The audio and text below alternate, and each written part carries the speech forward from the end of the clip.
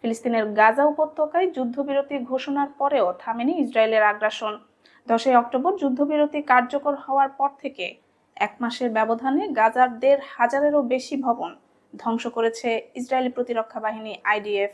British গণমাধ্যম BBC satellite থেকে পাওয়া একাধিক ছবির বিশ্লেষণ শেষে তাদের প্রতিবেদনে এই তথ্য প্রকাশ করেছে। এই চিত্র গাজার বর্তমান ভয়াবহ বাস্তবতারই প্রতিফলন। বিবিসির বিশ্লেষণে দেখা যায়, গাজার বিভিন্ন এলাকায় যুদ্ধবিরতির সময় যেসব ভবন এখনো অক্ষত ছিল, সেগুলোর বড় অংশই এখন ধ্বংসস্তূপে পরিণত হয়েছে। গাজার দক্ষিণাঞ্চলের শহর খান ইউনিস, রাফা ও আল কাবিরা অঞ্চলে সবচেয়ে বেশি ধ্বংসযজ্ঞ চালানো হয়েছে।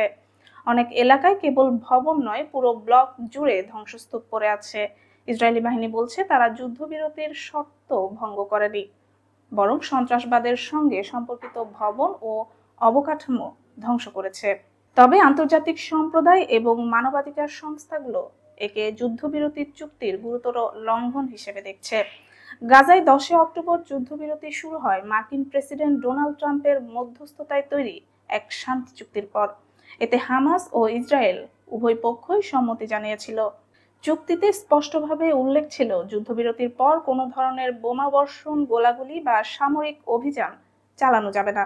কিন্তু বিবিসির হাতে থাকা স্যাটেলাইট চিত্র অনুযায়ী এই শর্ত কার্যকর হওয়ার পরেও গাজার বহু এলাকায় আইডিএফ নতুন করে অভিযান চালিয়েছে এবং অসংখ্য ভবন ধ্বংস করেছে।